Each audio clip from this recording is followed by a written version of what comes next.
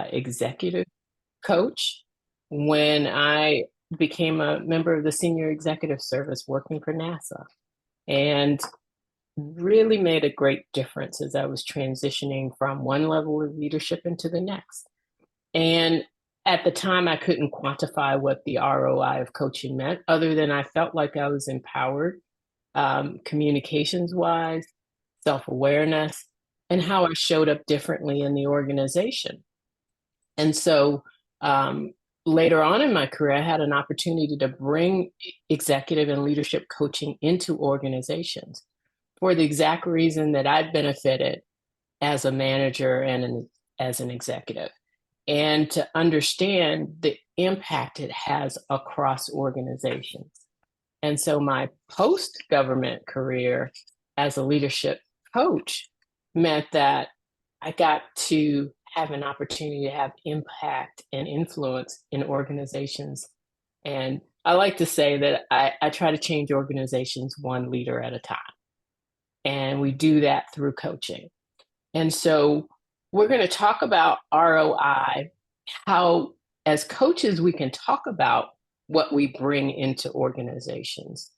And from the standpoint of the sponsors, sometimes that's HR, sometimes that's an individual executive.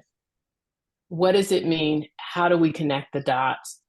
How do we provide meaningful information that helps support the decision to bring coaching into the environment? And so I'm going to share some slides, and then we'll bring Lynn on and have a conversation, and we're going to save time for questions and answers at the end. But in the interim, if you do have questions, please feel free to pop them in the chat. We'll be looking for raised hands and all of that. Suli has been generous to support keeping an eye on the chat as we go through this. And so we're just going to dive right in. I'm going to share my screen and make sure that I get it set up for you. Can you see my screen? Yes. Okay, great. All right. So I never know, even after 4 years of Zoom. Okay. I won't take attribution for this slide, but I put it in here because I've seen it a couple of times, and it's sort of a graphic depiction of the difference that coaching makes.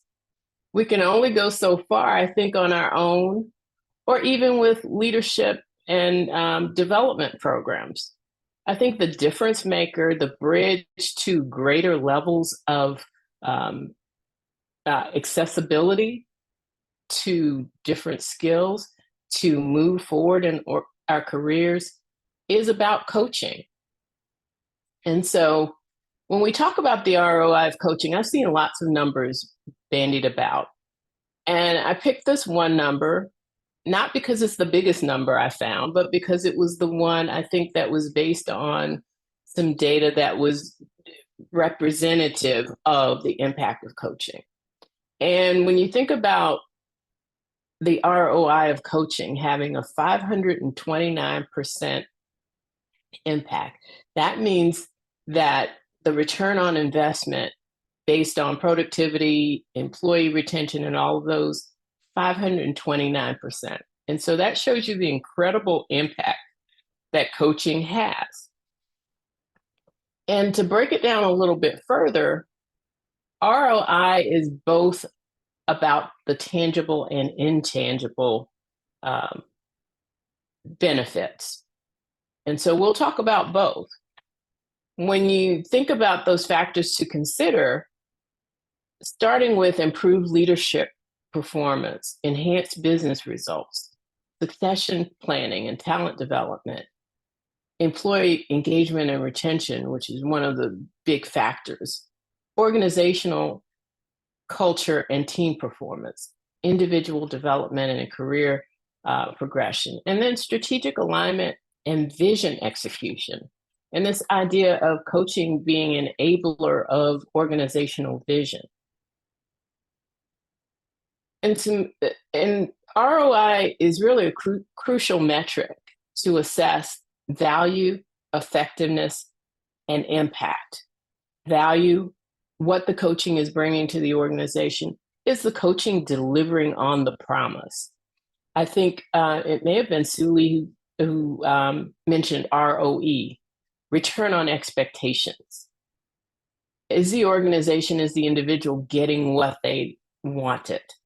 And then what's the overall impact on the organization of the coaching? And so we'll talk a little bit about the tangibles, the things that can be measured. And I found this formula for calculating return on investment for coaching. It's the net benefits divided by the cost of coaching times 100. That gives you the percentage. So that 529%, that's where that number came from. If you think about the net benefits, they can be measured in different ways when it comes to the tangible and intangible, and we'll talk a little bit more about that as well. Some of the key components that go into it are the cost of coaching. What are the expenses associated with conducting coaching programs, to include the internal cost for the talent management organization or whoever's managing these programs, the cost of acquiring coaches. It goes on and on. And those can be quantified. The challenge then becomes, how do we talk about the benefits and why coaching matters? And I think coaching matters not only for what it does for the individual, but the organizational impact. And in this slide, it shows that training alone can produce a 22% increase in productivity. When that's combined with coaching, it can increase up to 88%. And if you think about that increase and why coaching, it has to do with what coaching is really all about. It's about intentional development. It's about gaining awareness, improving emotional intelligence, accountability, and willingness to take action. And so that productivity happens because through coaching, individuals are empowered to continue to connect, to deliver, and to grow in ways that they couldn't do with a leadership or executive training program. Now, I've coached as an external coach, but I also do a lot of coaching with leadership development programs. And many of them are starting to include coaching as a major component, to include executive MBA programs or leadership development programs that are over an extensive period of time and that have cohorts. And the reason they're putting in the effort and the resources into coaching is because what those individual cohort members are learning through the academic portion, coaching helps them to make sense of, to embody, and then to take action towards behavior and habit change. And I think that has a significant impact on the ability of organizations to say yes to coaching. And as we think about the and we also want to think about what is the qualitative analysis as far as measuring impacts. You can gain information through employee and supervisor surveys, both before and after. And it's equally as effective of doing midpoint surveys at the beginning, what's happening, the midpoint, the effectiveness. Are you connecting with your coach? Are you able to utilize what you're learning about yourself? And then at the end, to understand what's different, what's changed. Goal attainment. It's one of the key factors in coaching success is around setting goals and attaining those goals. Coaching is not just a nice conversation or a thought partnership. It is about setting goals and developing actions to achieve those goals, measuring, testing, experimenting, realigning, and continuing on towards those goals. And ultimately, the behavior change. What are you noticing differently? Some organizations do surveys of the individual's team before and after. What are those changes that people are noticing? Some of them may be tangible, some may be intangible. Maybe it doesn't always get noticed by the team. But I think it's important to think about having both a qualitative component of ROI as well as the quantitative. Productivity, what's being noticed about the team that has benefited from coaching. Retention, are people able to retain team members? Has it slowed the trickle of exodus from the organization? And then even to be able to measure revenue before and after coaching.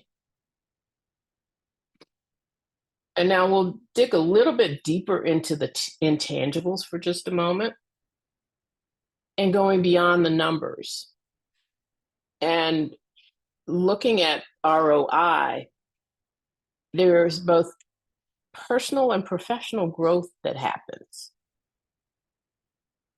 Development of key skills and competencies. Enhancements to organizational success. What are you bringing to the organization that's new and different or more effective after coaching? Emotional intelligence, self-awareness, self-management, social connection, all of those kinds of things are beyond the numbers, but can be measured and assessed. Resilience. In this environment, we talk a lot about burnout and people who are opting out. And many organizations, particularly after the pandemic, during and after the pandemic, found that coaching helped leaders to gain new capacity, gain resilience, be adaptable, have a way of processing everything that was happening both in their work life as well as in the world, and show up differently, more stable, more capable. Confidence and empowerment, conflict resolution and collaboration. That's one of the keys. And what comes out of coaching, I think earlier talked about level 1, level 2, level 3 listening. Those are some of the skills that can be honed with coaching. There's an opportunity to practice, gain proficiency in having those difficult conversations. Strategy and decision making, as well as work-life balance and well-being. And I want to talk a little bit more about this idea of well-being. And there's somewhat of an evolution in how we think about ROI when it comes to coaching. And I found this graphic, and it's really a well-being and engagement framework. And if you look on the left-hand side, low level of engagement, the right-hand side, high level of engagement. At the top, high well-being, at the bottom, low well-being. And the top half of the diagram is normal functioning, where you might have low engagement and high well-being. That's acquiescence, the happy non-worker, somebody who's just kind of going along. If you look at the top right quadrant, where flourishing happens, that's where there's high well-being and high levels of engagement. On the flip side of that, if you look below the vertical line, below the horizontal line, that's languishing. Low engagement, low well-being, distressed and disengaged. And I think we can all think of examples of people who may be in that quadrant. And then as we move over to the lower right quadrant,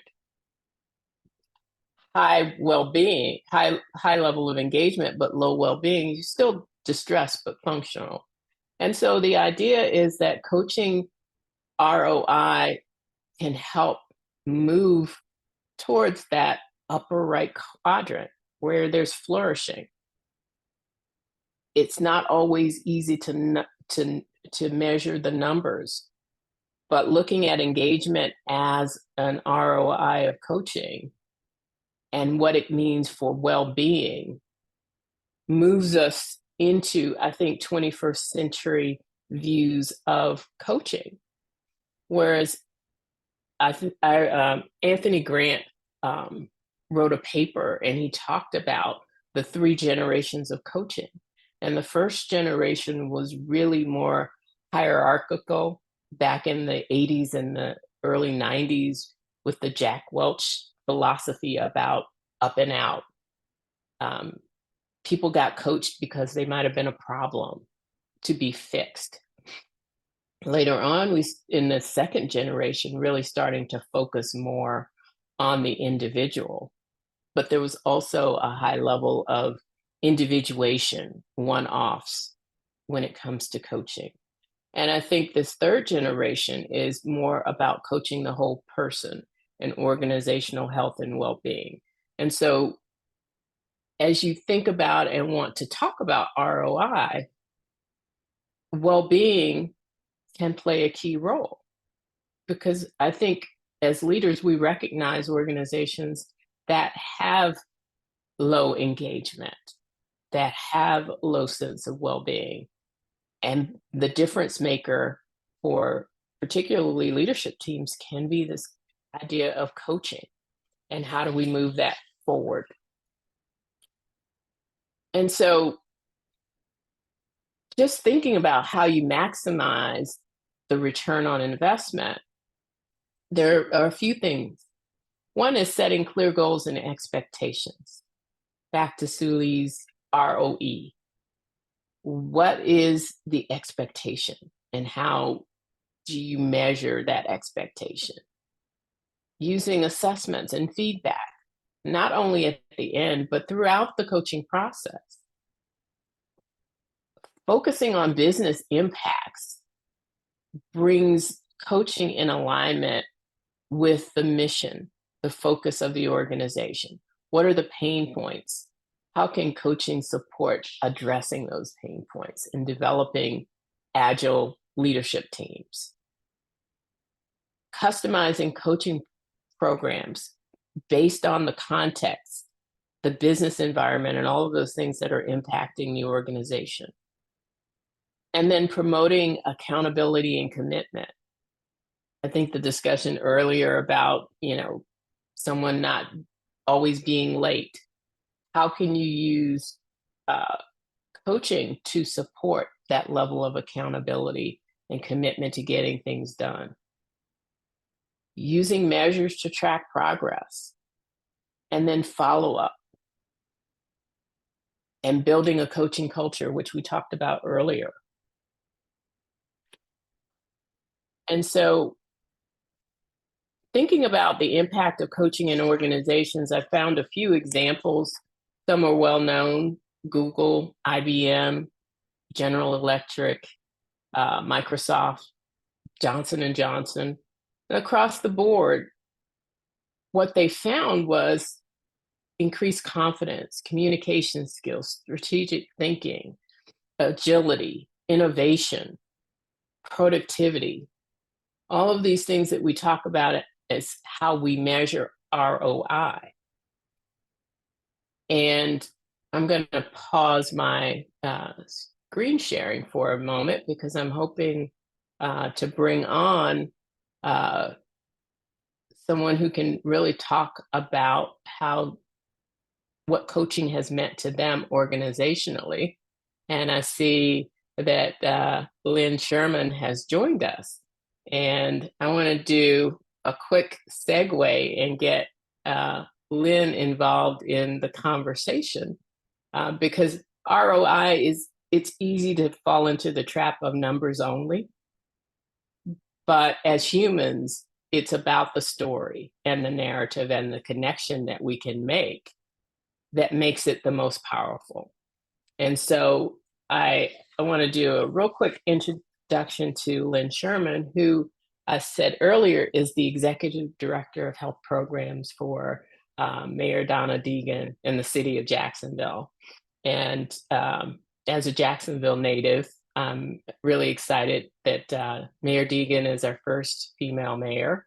And Lynn brings a wealth of experience. She spent most of her career with Baptist Health. And her last position at Baptist Health, she was director of social responsibility and community engagement. She actually started her healthcare career as a respiratory therapist, and she does a lot of work in the community. She has a passion for elevating community health and wellness. She's also a certified community health leader. And Lynn, thank you for joining me today. I kind of twisted her arm a little bit to ask her to talk about how executive coaching has influenced her. And so, Lynn, why don't you, if I missed anything, bring us up to speed and tell us a little bit about how coaching has influenced your leadership style and what changes have you implemented as a result of coaching? Daphne, good afternoon, everyone. And I would like to just say thank you for inviting me to share my story, my coaching story, with the participants in this conference. I did not realize until I connected with a coach how appreciative I would be by having a coach, and just how much I could glean and learn from having a coach, a professional coach, an executive coach.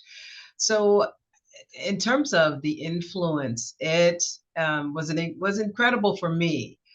Because as you said, Daphne, I worked for an organization for many years, and for to give that some perspective, it was almost 4 decades, and of course they hired me when I was about 10 years old. But I love this organization, and my work, and I've always been a hard worker.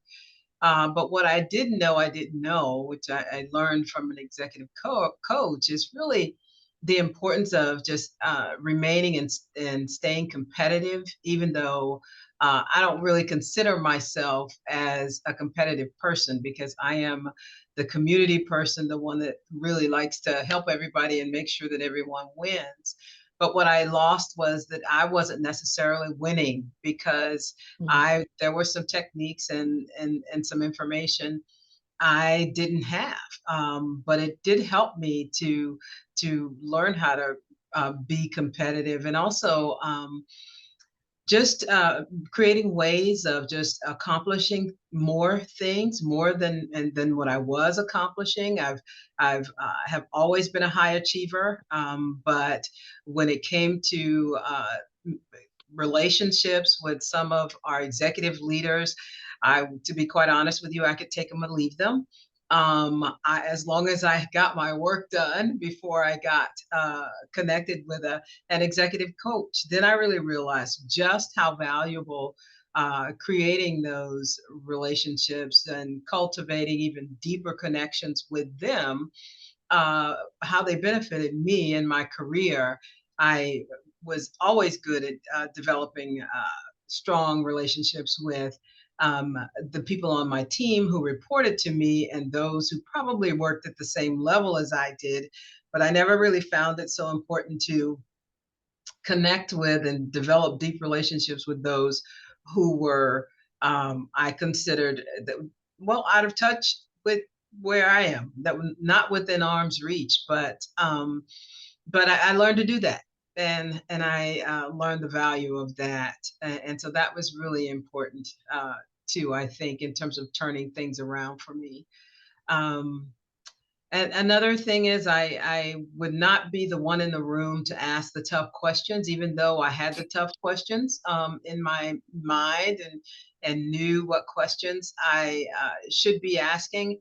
I just I did not so readily do that. But but I got better at that. Got better at summarizing what I heard, and then being able to, no matter what level the person was within my organization, just being able to be open and confident and share my opinion about what I knew to be true and knew to be real. And I think before this coaching, I did not speak up as much as I should have prior to the coaching that I received. Well, thank you for that, Lynn. And um, just noting that some of what you got out of it was around this idea of um, sometimes connections and not being intentional about it. But for most of us, that's a path to that next level of leadership. If you're not connecting, you're not, you're probably not growing in the organization the way you want to. Well, Yeah. that is correct. That was my experience. I didn't see the value in it, but I very quickly learned the difference it makes. Yeah, yeah. And so just tell me a little bit about how you would measure the impact of a little bit more, really, because you did talk about some of it, but more on how you would measure business results or employee engagement, retention, and succession planning as return on investment for coaching. It's a very good question. At the organization I worked for, which is Baptist Health, there was an employee engagement survey that we did annually, and then in between, we did snapshots of what that would look like. And and after I participated in executive coaching, my scores improved. Mm. Um, I think my scores improved because I lightened up a little bit, gave my team members even more autonomy with their work, and I realized that it was important for me to do that, and that we were able to come up with more innovative ways of doing things on our team. As a matter of fact, it was recognized by our CEO that our employee engagement scores went up in our department tremendously. Not that they were low, but there were several things that were sort of average, and I couldn't figure out how to improve that. And so I think by giving them more autonomy, it really changed um, the engagement scores for us, and because I was communicating effectively, letting people know what I needed, and they showed up and they did what we hired them to do. Um, it not only improved my communication with my team in terms of how I communicated with them, but it also improved the way I communicated with my peers as well, because I was always the person that everyone came to with their questions, and sometimes even encouraging sometimes I'd take on their work, which was really not my work, for other departments, and I'd learn how to say no. And that I think really helped to improve my productivity, because I couldn't say no. I was the helper. I was the person who everyone came to within the system, because I'd been there so long and probably knew a lot more than newer directors, that they came to me. And so I learned just how to back away from that. Um, And I was just able to anticipate things a lot better, things that were coming my way, and more effectively. And I think with that, we were able to be a more efficient team of when it came to how we interacted with the nonprofits that we partnered with, and then also how we interacted with any projects that were going on internally within the hospital system. So, and also just paying attention to cost. I had more time to do that, and just the quality of the work we were producing, and ensuring that we were really serving our customers, being able to come up with specific surveys and evaluations for our customers, for the nonprofit organizations we interacted with, um, just to give them an opportunity to allow them to tell us what they needed from us. And there were some things that we were doing that we could have done less of, and listening to them helped us to be better partners. And I can appreciate, and just so that everyone knows, uh, Lynn, Lynn was not given a coach by the organization. She went out and found a coach for herself and invested in herself by hiring a coach. And so tell me, what made you decide to make that investment in yourself? Well, to be quite honest with you, I, I've needed to leverage my own leadership skills because, um, although I was a director for several years, I could never make the vice president level. Mm. Um, the organization would bring in other outside people to be my boss, and so I knew there was something missing. I knew there was something missing, and I couldn't figure out what that was. And I needed someone who would give me their perspective. I needed someone from the outside that could be honest with me and tell me those things that I needed to sharpen up on after I shared with them my truth. Um, because otherwise I couldn't figure out why I was not getting the promotions, because I knew the work, and my evaluations were excellent every year, year after year after year after year. But it was the that I don't know, that polish that I think they thought that I needed in order to serve as an executive within that organization. So this was a challenge for me. So I reached out. I reached out for an executive coach, and who is on this line, and I won't say who it is, who was very helpful to me in terms of being that honest person who shared what I needed to do better, what I needed to do differently, and challenged me to do things differently. Yeah, I think having that honest broker is an important part of it. And also, I think too, I hear a lot of people come to me and they say, well, I've been told I need to improve my executive presence. Mm. And when I hear executive presence, it's always interesting that it seems to be that someone thinks there's a formula and a specific type of executive that has presence.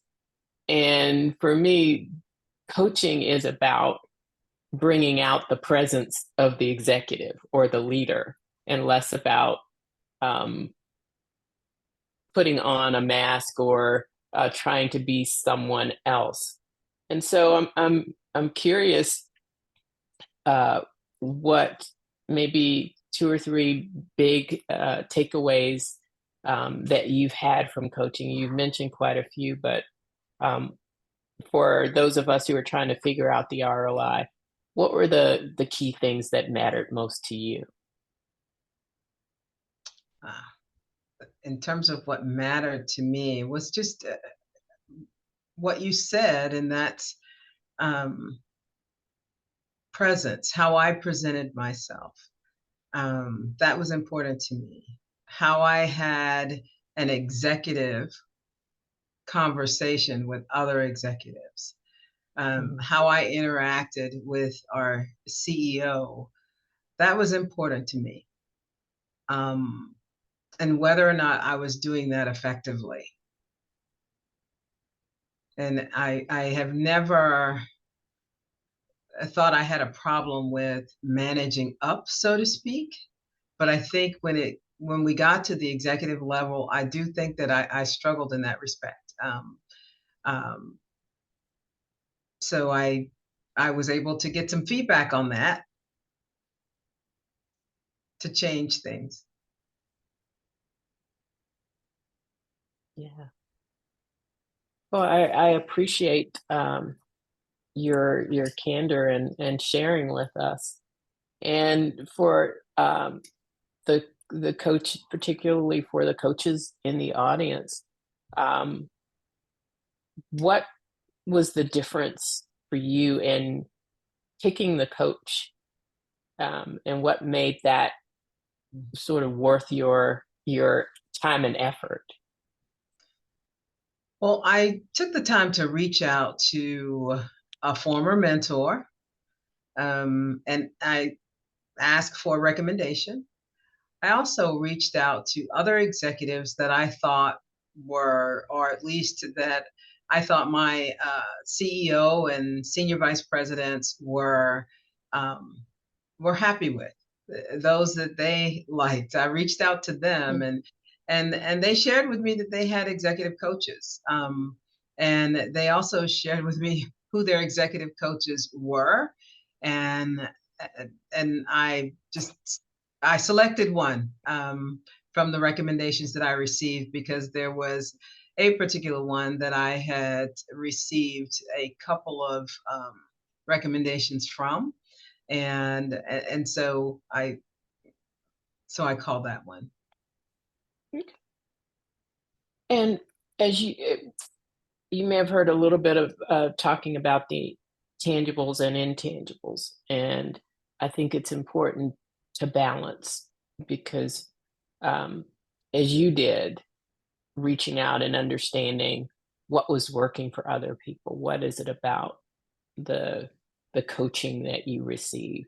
We can't lose focus on the fact that it is human connection, coachee, and the intangibles will often outweigh the tangibles. It's about meeting someone where they are in that moment, and having a sense that you can get what you need from this person.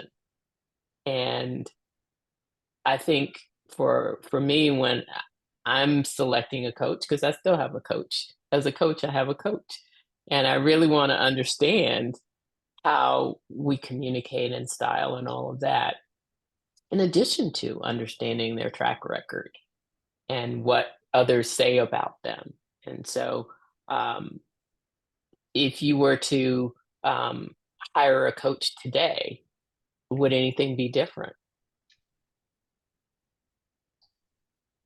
I don't think so. I think I would be. I think I would be comfortable enough to actually hire the same coach. I would, and my goals may be different.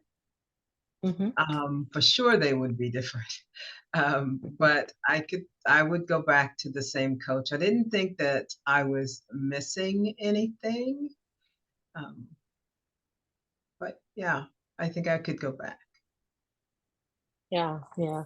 And I was asking the question not to say if you would choose a different coach, but sometimes we are always evolving as leaders, and the coach today may not necessarily be the coach for 2 years from now or 3 years from now, or the coach who is coaching with you to move into that VP level may be different from the one in your current career that may be coaching around things like legacy.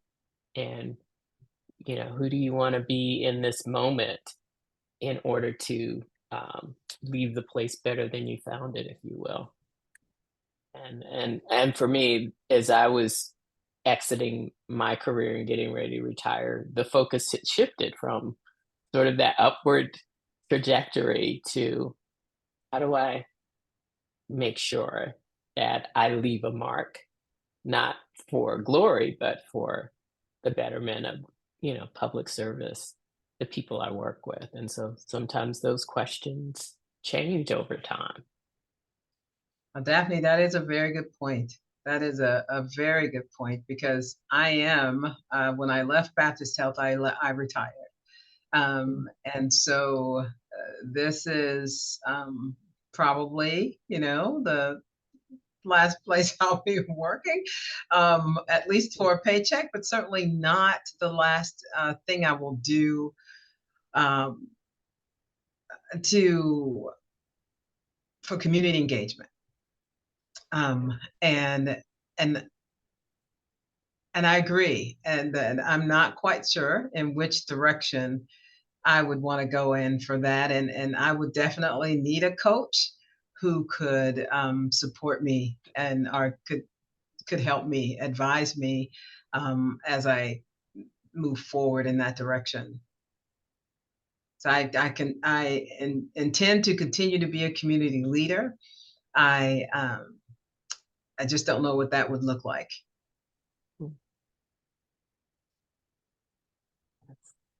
Well, thank you, Lynn. I think we may have a couple of questions in the chat, and I want to see. I think Doug Wilder, you asked the question about how many others in the Deegan administration have had coaching. Not sure if that's something that Lynn can answer, because her coaching took place with the Baptist Health when she was with Baptist Health. But if you know the answer. Yes, I can answer that one. As a matter of fact, I've asked them, and none of them. They are quite surprised that I have. None of them have had professional coaching. And there is 13, 14 of us that serve on the executive team in various areas, but no one else has had executive coaching. Thank you. I think there was just some appreciation coming from Frank. I want to see if there are any other questions. We have time for some Q&A, either from the presentation or from either Lynn or myself.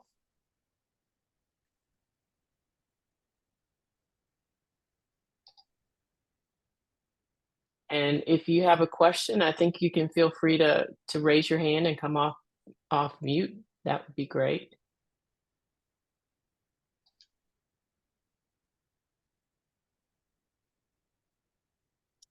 Okay. It's the afternoon, it's after lunch, but I just want to once again really thank Lynn for sharing her time and her experiences. I think, sorry, Suli, you have your hand up? Yep, I have a question. Go ahead.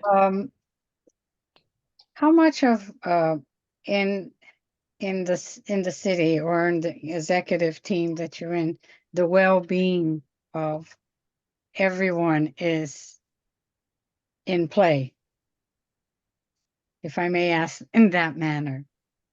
Oh, so say a little more about, are you asking if that's a big part of our... Yeah, you mentioned that you are the only one that had coaching experience. And from your bird's eye view, how much coaching can they benefit in having, being now the executive that you are?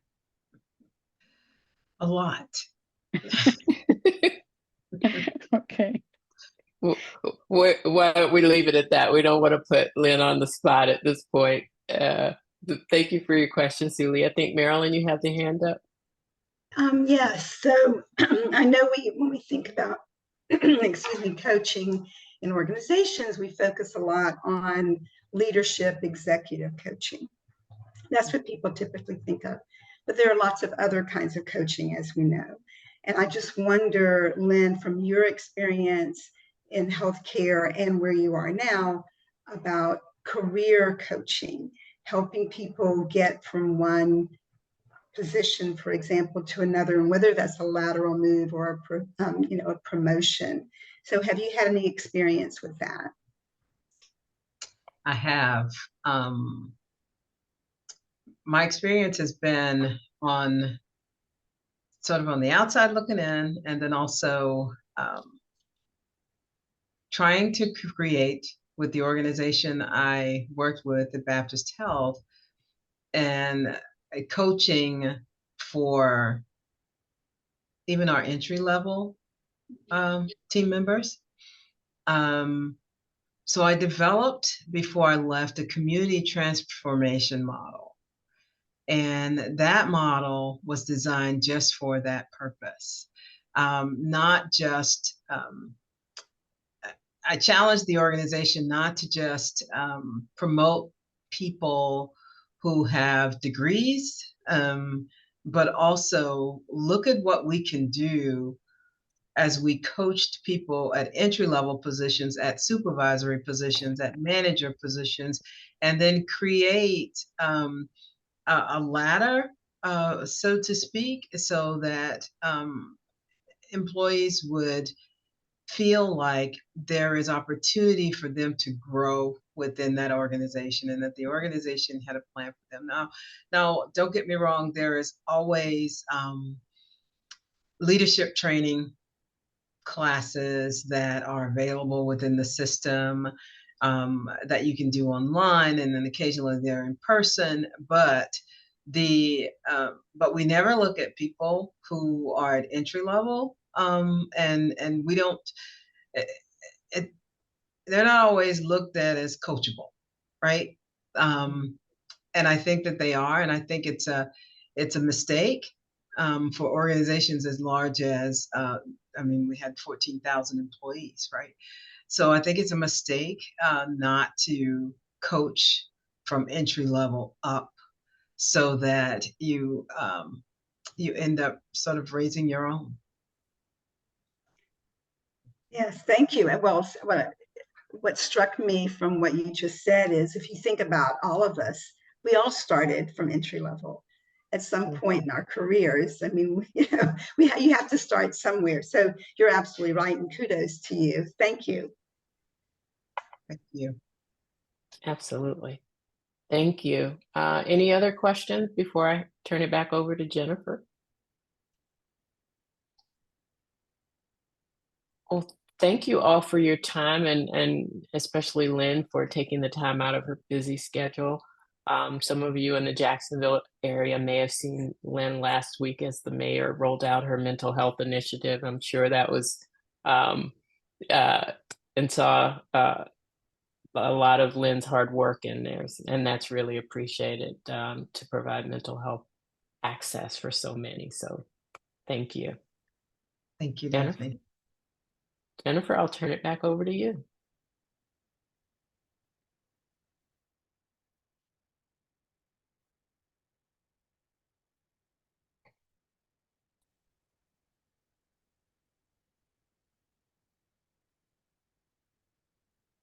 Jennifer, you're muted. So sorry. I just see that Daphne messaged me talking away and realized I'm muted. So thank you, Daphne. Thank you, Lynn. What great session. Love hearing your story, Lynn, and thank you, Daphne, for all of the great information you shared.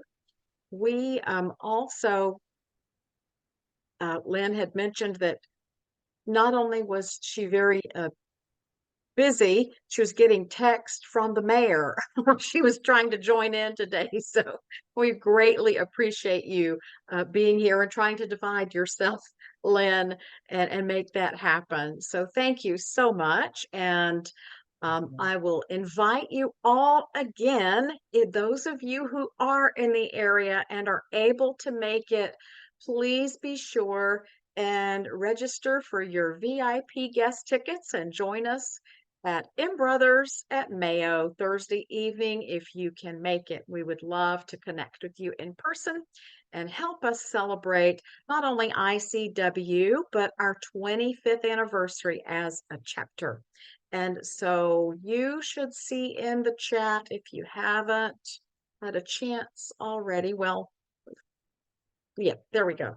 So there is that brief survey evaluation that really helps us identify what's most valuable in our programming that our participants would like to see more of. So we'd love to have your feedback on that. And also, if you can join us, please join us Thursday night. You will need to register at the chapter. Put that here for you as well. So you've got the link there to ICF North Florida and hope to see you there. Any remaining lingering questions that did not get addressed?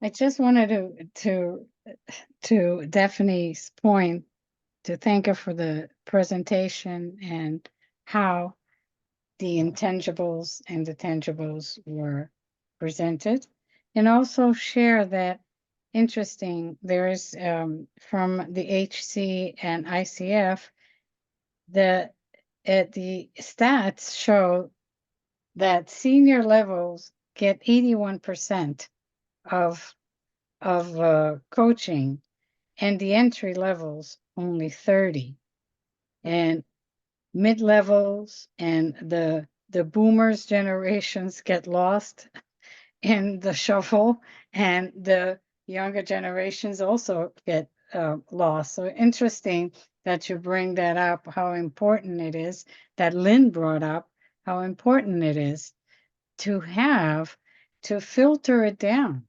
And I think that is what I truly believe that's what makes the difference, because when you do vertical coaching, you can then start to change your culture, because it's like building a muscle. And that's what you brought up on your presentation. Thank you so much. And Lynn was amazing. Thank you. Agreed. Thank you again, Daphne, and thank you for all of you who spent your day with us. It was a pleasure connecting with you here, and we hope to see you again. We will be following up with some information within a week to provide you with some details. You'll have contact information as well for all of our panelists if you need to reach out for additional questions. We've had a couple people ask about a credit, resource development credit. That's not something we applied for in advance, but I'm going to look into that and see if we can still provide that to you, since there were some who were interested in that, and that will be included in that follow-up as well. Again, hope to see you Thursday, and feel free to reach out if we can be of any further assistance to you. And I'll give you back the rest of your day and enjoy the rest of your week. Thanks so much, everyone.